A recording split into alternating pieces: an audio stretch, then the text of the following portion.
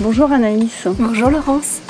Cela fait longtemps déjà que tu es connue dans le domaine du développement de soi et du bien-être du corps. Et aujourd'hui, j'aurais souhaité te connaître autrement. Ton parcours atypique commence déjà dans ton enfance. Effectivement. Ouais. J'ai une enfance un petit peu différente du commun des mortels. Quoique maintenant, il y a beaucoup d'enfants qui vivent ce que moi j'ai vécu il y a de ça très très longtemps.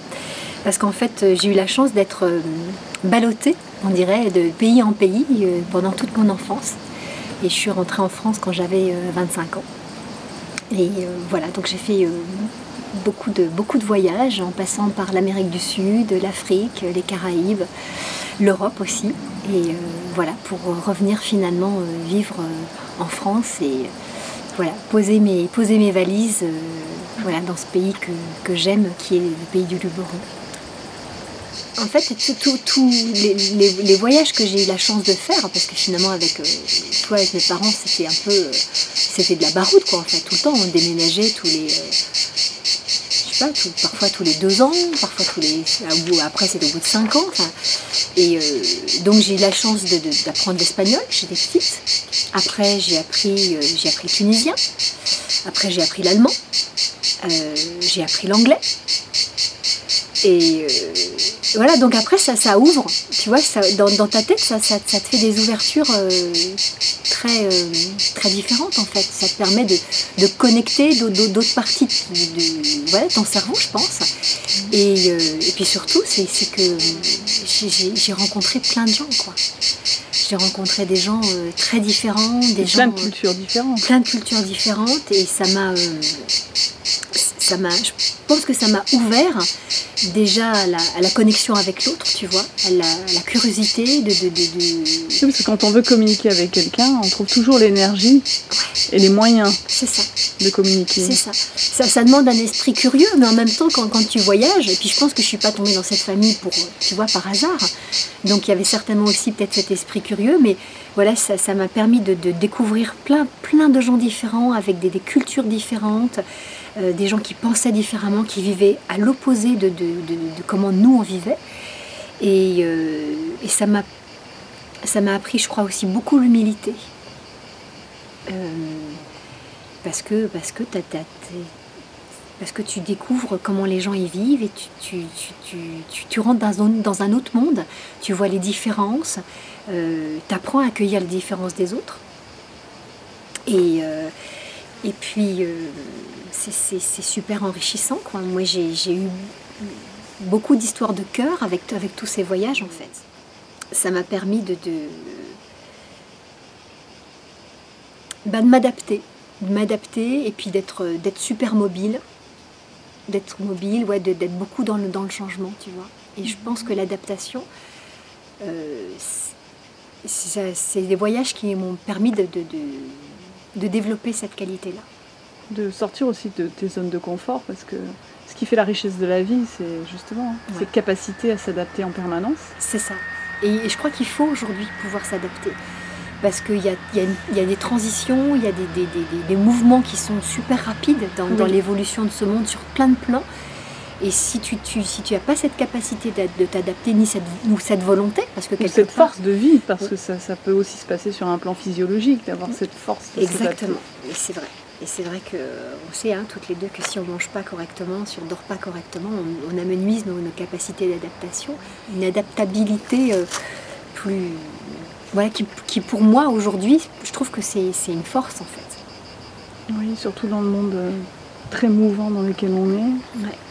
Si on peut enseigner ça à nos enfants, de s'ouvrir aux autres, de leur permettre de voyager. Même si on ne va pas loin, mais au moins de leur ouvrir de dire voilà, il y a d'autres gens qui vivent autrement. Et c'est quelquefois on n'a pas besoin d'aller très très loin. Bah, bien sûr. Il suffit quelquefois de changer de région ou d'aller en montagne pour partager un moment de la vie d'un berger, par exemple. Exactement. Et les voyages, quels qu'ils soient, ça permet de rester dans cette ouverture à l'autre. Et l'autre, on en a absolument besoin pour vivre. Sans l'autre, on ne vit pas, quoi. Bien sûr. voilà. Nous sommes des êtres de relation. On est des êtres relationnels. L'humain est bien un sûr. être de relation. Ouais. Il faut préserver la relation avec l'autre. L'autre, c'est le monde aussi, hein, c'est la nature. C'est pas que mes amis ou ma famille, c'est comment je me mets en relation avec la nature et comment j'accueille ce qu'elle m'offre. Et c'est vrai que dans les voyages, j'ai vu des dizaines de pays et j'ai vu des choses au niveau de la nature. Je crois que c'est le plus bel enchantement que j'ai pu recevoir, quoi, tu vois. C'est de voir tous ces paysages. Qu'est-ce qu'on vit sur une belle terre. Ouais. Ah ouais. Bah oui, c'est un paradis terrestre, Ouais. si on le veut bien. Si on le veut bien, ouais. C'est un paradis et il faut prendre soin de ce paradis et puis prendre soin de nous pour pas faire de notre vie un enfer, parce qu'en fait c'est ce qu'on fait. Hein. Ouais, c'est ça qui est diabolique en fait. On s'enferme. Tiens, il y a le mot enfer dans enfer. Ouais, j'avais jamais vu ça. On s'enferme dans des prisons. Alors tu as changé de métier plusieurs fois dans ta vie. Ouais. Raconte-nous. Effectivement, j'ai eu besoin de changer de métier parce que j'avais besoin de rester le plus proche de ce que je portais comme rêve et comme motivation. J'avais des aspirations et j'ai pensé, j'ai ressenti qu'à certains moments, j'avais absolument besoin d'être toujours en connexion avec ça. Donc j'ai pas hésité, effectivement, à changer de métier, à tout abandonner pour recommencer à zéro.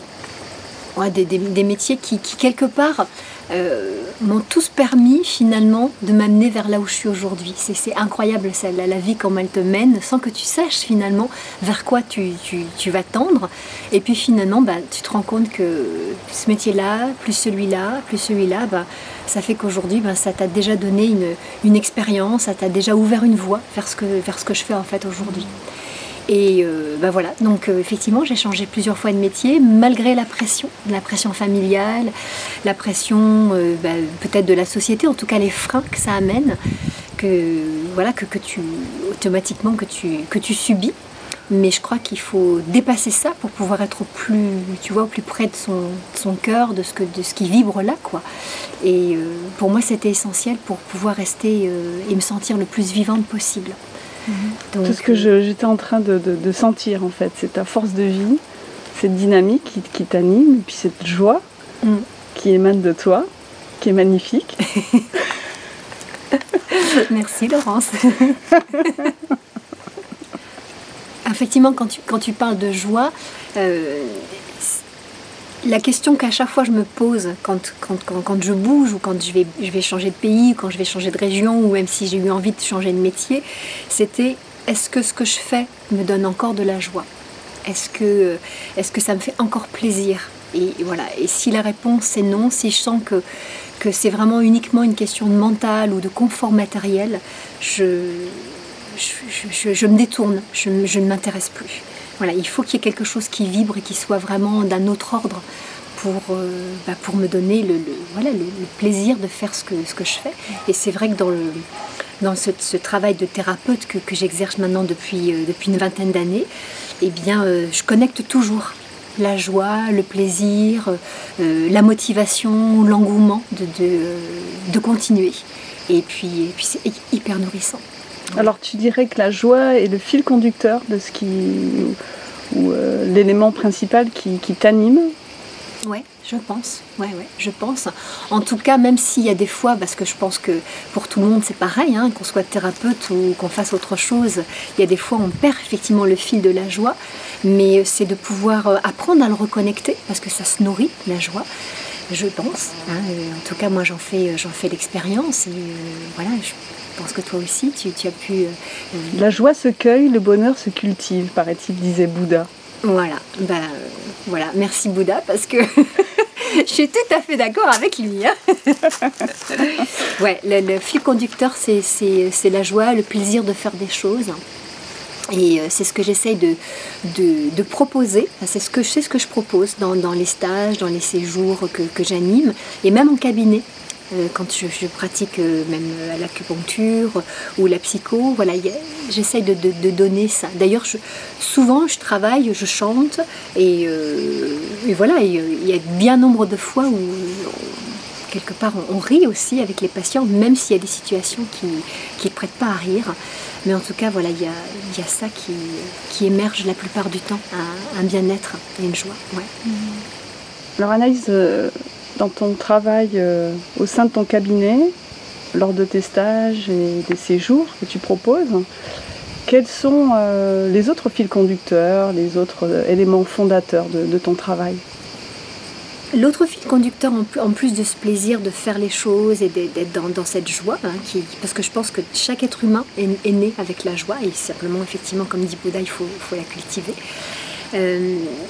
L'idée pour moi, c'est que les gens retrouvent leur authenticité, qu'ils soient connectés à eux-mêmes, tout en restant connectés avec les autres. Parce que je trouve qu'aujourd'hui, il y a une sorte d'aliénation. On cherche à faire rentrer tout le monde dans le même moule, dans le même système de pensée, dans quelque chose de sclérosant. Et ce que j'ai envie, c'est de dire aux gens, mais voilà, vous pouvez déployer vos ailes, vous pouvez accéder à autre chose, à plus de liberté, à plus de créativité, accéder à une liberté, et surtout à pouvoir exprimer cette unicité en fait qui fait qu'on est tous différents, et c'est notre richesse, parce que si tout le monde se ressemble, ben c'est hyper triste, c'est hyper pauvre.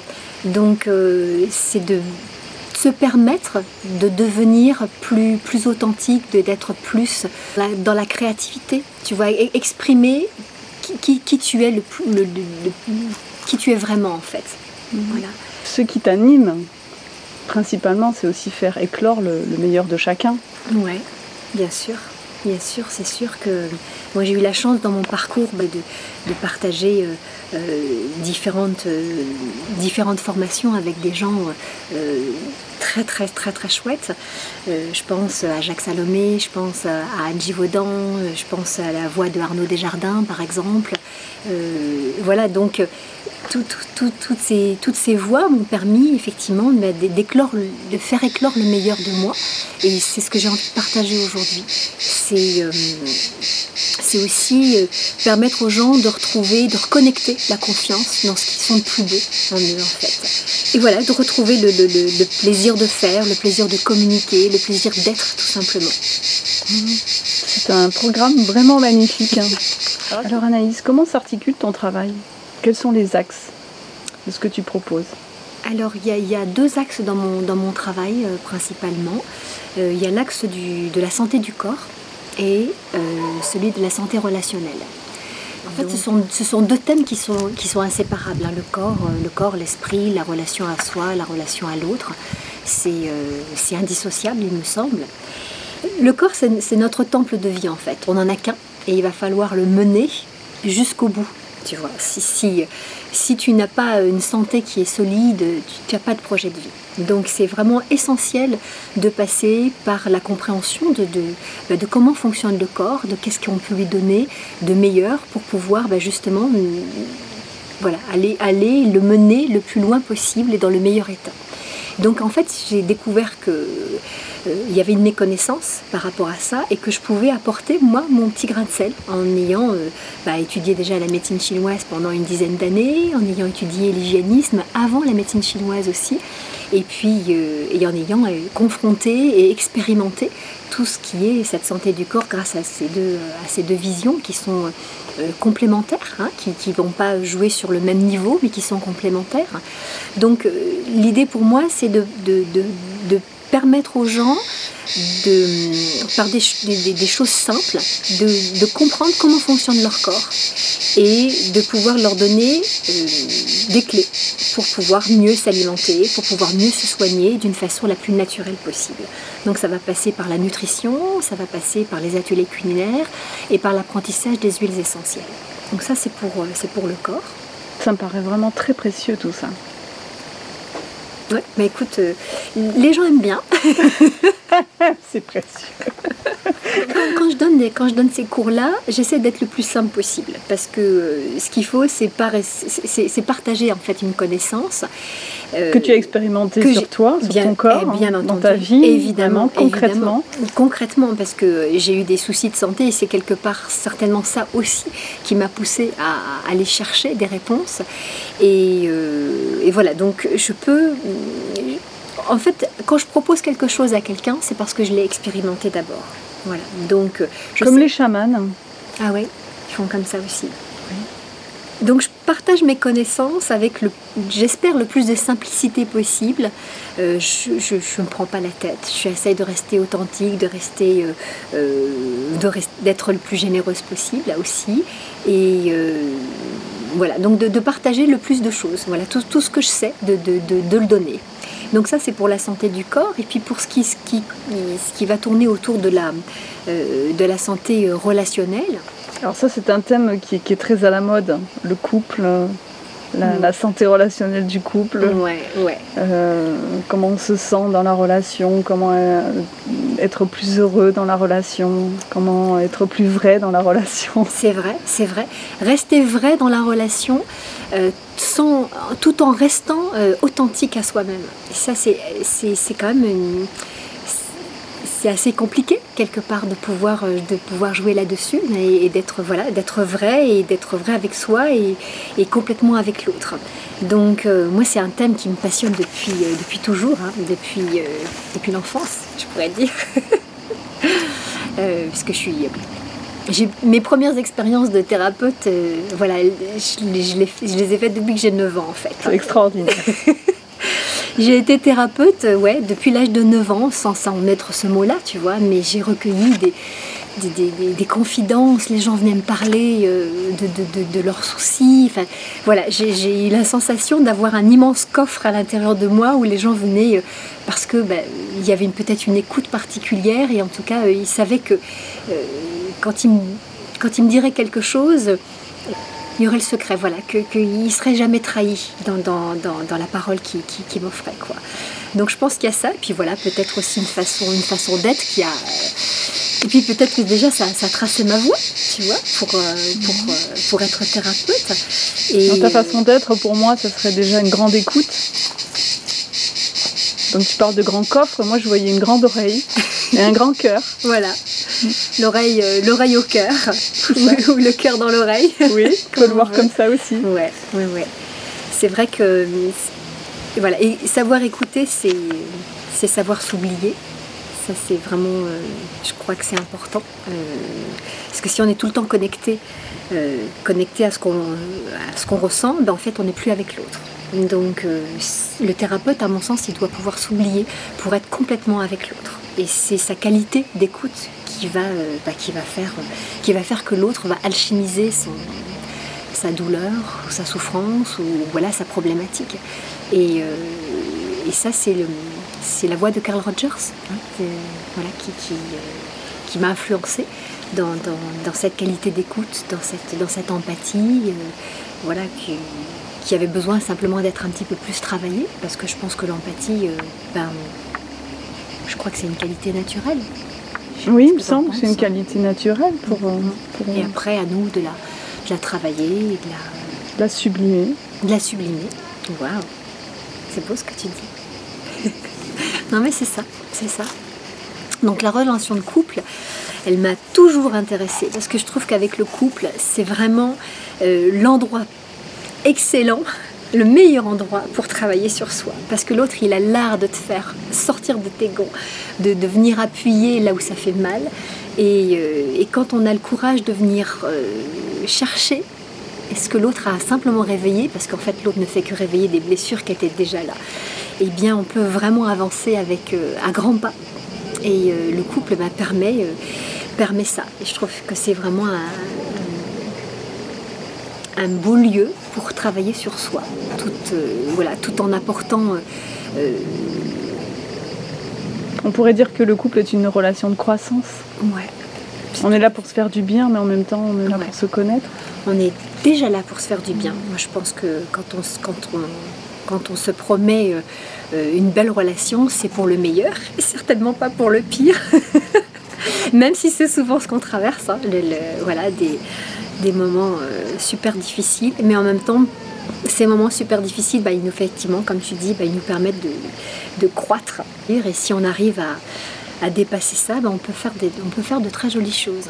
Donc la relation de couple, moi je la propose, je propose de la sublimer, de l'approcher déjà avec le massage, connecter avec le corps, hein, se relier par le corps, et puis réapprendre à communiquer. Réapprendre ou apprendre à communiquer. Parce que finalement, on ne nous apprend pas du tout à communiquer, on nous apprend à taper sur des claviers, certainement, on nous apprend beaucoup à nous taire, hein, dès qu'on est petit, à pas faire ci, va faire comme ça, tais-toi quand tu dis quelque chose. Donc ça, c'est pas communiquer, c'est pas... Puis le toucher n'est pas très présent dans nos sociétés occidentales, voilà, également. Absolument. Donc, connecter déjà le corps, et puis connecter le cœur avec une communication différente. Voilà, pour apprendre à se parler, à s'entendre, à s'écouter autrement. Et c'est vrai que ce stage qui s'appelle Peau et mots que je donne sur le couple, c'est un stage qui est très très fort. Il est assez bouleversant, mais les gens qui sortent de là, en général, sont super contents, ils ressortent super heureux et super amoureux. Et quand je vois ça, écoute, j'ai atteint mon objectif, quoi. C'était de leur redonner le goût ou donner l'envie de mieux se connaître et d'aller plus loin ensemble. Alors pourrais-tu nous parler du cadre dans lequel ou des cadres dans lesquels tu animes ces stages et ces séjours? Ouais. Alors les cadres, effectivement, alors déjà il y a le cadre, il y a la beauté du lieu que j'ai choisi. J'aime bien qu'effectivement, ça s'accompagne d'un bel espace qui soit vibrant, de bonne nourriture, hein, puisque je pense pas qu'on puisse... je ne délie pas le soin du corps avec le plaisir du développement de soi. Donc il y a ce cadre-là, et puis autrement, il y a le cadre thérapeutique. Il y a le cadre thérapeutique qui va, par exemple, pour le couple, là l'idée c'est de préserver le duo, qui puisse éclore, se faire du bien, réapprendre à se connaître, à se toucher. Tout en se sentant en sécurité, protégé par ce cadre complètement. Que tu poses. Même si c'est dans un groupe, puisqu'en fait il va y avoir le support du groupe, mais vraiment sentir qu'on est protégé. Mais en même temps, à un moment donné, le cadre, il faut pouvoir le dépasser. Et ce qui m'intéresse, c'est justement, comme je te disais tout à l'heure, c'est de déployer ses ailes, de sortir de cette aliénation dans laquelle on veut nous maintenir, et c'est de repousser ses limites et de dépasser les cadres, c'est-à-dire de reconnecter avec sa créativité, reconnecter avec sa capacité de se dire, je suis un être libre à l'intérieur en tout cas, et comment est-ce que je peux aborder cette liberté autrement. Donc il y a un cadre, et à un moment donné, le cadre, il faut en sortir. C'est comme dans les ateliers culinaires. L'idée, c'est de reconnecter avec cette créativité. Et puis, moi, je propose peut-être une recette. C'est comme ça que moi, je la fais. Comment est-ce que toi, tu vas pouvoir la faire? Comment est-ce que tu vas assaisonner ce plat-là? Comment est-ce que tu vas transformer le massage que je te propose avec quelque chose qui est plus personnel?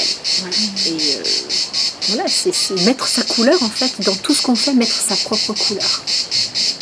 Donc, ce que tu proposes, ça serait de connaître en fait quels sont les processus qui nous animent, par exemple dans une relation, autour de la cuisine, comprendre les principes de ce que tu proposes, par exemple l'alimentation vivante, la cuisine du Tao, et ensuite donc chacun trouve sa propre vérité, développe sa créativité. C'est ça. Il y a une base, il y a une base qui quelque part va nous conforter, réconforter. Voilà, c'est pareil, quand moi j'ai étudié la médecine chinoise, à la base, j'ai pas dépassé le cadre au départ. J'ai eu besoin d'expérimenter dans ce cadre-là, qui était quand même un cadre qui avait 4000 ans déjà d'expérience, et je pouvais pas me dire, ok, je vais faire quelque chose de tout nouveau. Mais aujourd'hui, ma pratique, elle est différente. Elle est différente parce que à force de pratiquer, hein, je te disais tout à l'heure, il y a plus de 20 000 heures, 25 000 heures de pratique en médecine chinoise, et automatiquement, je prends certaines libertés tout en restant avec le fil conducteur. Et l'idée, c'est ça. Quand on communique, il y a des bases de la communication saine, bienveillante. C'est à un moment donné de faire quelque chose de plus personnel. Pour la cuisine, c'est pareil. Pour le massage, c'est pareil. C'est rendre quelque chose qui nous soit avec notre patte, quoi. Se le réapproprier. Se le réapproprier, tout à fait. Dans le stage de Poemo, la plupart des gens qui sont venus ont déjà fait des stages de massage. Tu vois? Et donc tu peux te dire, tiens, mais s'ils ont déjà massé, et en fait non. Parce qu'il y a mon approche, qui est une approche particulière, puisque moi je mélange plein d'années de pratique de massage. J'y intègre aussi des mouvements plus chinois. Il y a ce que j'ai découvert aussi avec le tantra, donc ma pratique du tantra. Donc je suis appelée quelque chose qui m'est très personnel et que je partage. Et il y a des gens, les gens, ils sont super contents de cette façon de faire, tu vois. Et eux-mêmes après, avec ce qu'ils ont appris avant moi et avec moi, ils vont en faire quelque chose de complètement nouveau. Voilà. Et ils vont à chaque fois découvrir, se redécouvrir à travers des pratiques qui viennent de plusieurs horizons, quoi. Donc ça c'est chouette. Oui, c'est riche. Hein. J'ai même eu des gens qui ont fait des stages de Jacques Salomé, qui est quand même la personne que j'ai suivie pendant j'ai fait 4 ans de formation avec Jacques Salomé sur la communication relationnelle, que moi j'appelle maintenant communication bienveillante. Et voilà, et ça n'empêche pas que les couples qui étaient là ont redécouvert une autre façon de faire, parce que la façon dont moi je leur ai proposé de faire certains exercices, c'était pas proposé pareil par Salomé, tu vois. Oui. Chacun apporte ses couleurs en fait, personnelles, c'est ça. À travers le fait d'avoir reçu quelque chose et puis de le teinter de ce qu'on est, quoi, bien tout sûr. simplement. Ouais. Et c'est ça en fait, des thérapeutes, il y en a plein, et puis on va dans un monde où il y a de plus en plus de thérapeutes, mais quelque part le monde il a besoin de se guérir. Donc c'est pour ça que je pense qu'il y a de plus en plus de thérapeutes. Voilà, après ce qui va faire notre différence, c'est notre couleur, c'est notre parcours. Et comme je te disais tout à l'heure, un thérapeute, il ne peut pas t'emmener plus loin que là où il est allé lui-même. C'est pas possible. Donc il y a des gens qui font, des thérapeutes qui ont fait un chemin très court, et ça pourra convenir à quelqu'un. Et puis après, cette personne, elle aura besoin d'aller voir quelqu'un d'autre pour aller plus loin. Et elle trouvera un autre thérapeute qui l'emmènera plus loin. Donc tous ces thérapeutes, effectivement, moi j'ai fait plein de différentes thérapies, en passant par la psychanalyse, en passant par la thérapie plutôt rogérienne, en passant par le travail qu'a ramené Arnaud Desjardins de l'Inde avec Swami Prajnanpad, en passant par le tantra, en passant par les soins esséniens. Tout ça, c'est un travail thérapeutique. Et à chaque fois, j'y ai trouvé quelque chose qui a fait qu'aujourd'hui, ma façon de traiter, elle a ma couleur. Voilà. Et c'est ce qui fait qu'il y a des gens qui vont venir me voir moi, et pas quelqu'un d'autre. Et puis il y a des gens qui viennent me voir et qui ça leur convient pas, donc ils vont voir quelqu'un d'autre. Et c'est tant mieux. C'est tant mieux parce qu'on peut pas plaire à tout le monde. Hein. Ce serait louche. Non ? Carrément.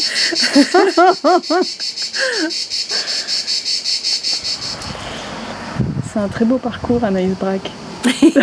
Tu es une très belle personne. Ouais, ça donne envie de venir te voir. Ouais. Tu portes quand même un bagage, quoi, quelque chose comment dire, qui a un poids, qui a une empreinte, qui a 20 ans de pratique, c'est quand même pas rien. Ouais, c'est vrai. C'est combien d'aiguilles que tu as plantées sur tes patients? Alors, j'ai planté à peu près 190 000 aiguilles pour l'instant. C'est énorme. Oui, c'est sûr que c'est énorme. Hein. Là, maintenant, je veux dire, c'est un geste qui est devenu complètement naturel, tu vois. Et quand j'ai fait mon dernier voyage au Vietnam, j'ai eu la chance avec ma tribu d'aller dans des rizières. On a planté du riz sous la pluie. C'était un moment complètement incroyable. C'était la saison des pluies. Et donc, voilà, ces femmes nous ont invités à venir planter le riz. Et pour planter le riz, c'est le même geste que pour planter une aiguille. Et je me suis retrouvée là avec mes pousses de riz à planter dans la terre, tu vois, c'est génial. Et les femmes m'ont dit, ouais, mais t'as déjà fait ça? Ben, non, j'ai jamais fait ça, mais c'est le même geste que je fais tous les jours en pratique en médecine chinoise. Voilà, donc ça m'a rappelé ça. Ouais, donc pas mal d'aiguilles, et puis des milliers d'heures d'écoute. Voilà. Si on compte aussi tous ces milliers d'heures d'écoute depuis l'enfance. Eh oui, c'est assez magique en fait. Hein. Je ne sais pas si c'est magique, mais voilà, c'est... En tout cas, c'est précieux de rencontrer quelqu'un comme toi, qui arrive à relier différents domaines et à comprendre que le corps est vraiment le fondement de la connaissance et de notre processus alchimique de transformation. Alors, où est-ce qu'on peut retrouver les liens avec ton travail ? Alors, j'ai un site. J'ai un site qui s'appelle Le Cœur de Soi, lecoeurdesoi.fr, où je fais partager mes différentes pratiques. Et puis on peut découvrir aussi les différents stages et séjours que je donne. Est-ce qu'on peut écouter des témoignages sur... Alors oui, effectivement, il y a un petit onglet où il y a témoignages, donc on peut aller regarder, écouter et lire les différents témoignages des gens qui sont venus, qui m'ont suivi en fait en stage. Et puis autrement, j'ai une chaîne YouTube et voilà, donc je m'amuse à faire des vidéos, pas évident, hein, c'est pas évident de faire des vidéos, surtout que c'est pas mon métier, mais voilà, j'essaie de faire au mieux pour partager sur différents thèmes, donc aussi bien sur les thèmes de la santé, de la cuisine, des recettes, que après sur des choses un petit peu plus intérieures, sur des partages de mes expériences, sur des thèmes plus spirituels, voilà, et puis il y a des fois j'aime bien faire connaître des gens, voilà, et d'ailleurs un jour je te ferai connaître, tu pourras faire partie. Avec grand plaisir, je te suis, Anaïs, tu le sais. Ouais, je sais. Voilà, des gens que des femmes que j'ai plaisir à interroger, à interviewer plus exactement. Voilà, pour être dans le partage, parce qu'il y a plein de personnes qui font des belles choses. Et voilà, YouTube me permet de faire connaître aussi mon travail. Et puis c'est une autre façon d'apprendre. On n'est pas obligé de lire, on peut écouter, regarder. Voilà, donc... Eh bien, merci beaucoup Anaïs pour ce partage et toute cette générosité qui t'anime, cette joie, ce beau rayonnement, cette belle énergie féminine. Merci Laurence, merci beaucoup. Nourrir ça au quotidien. Merci à toi. Merci à toi.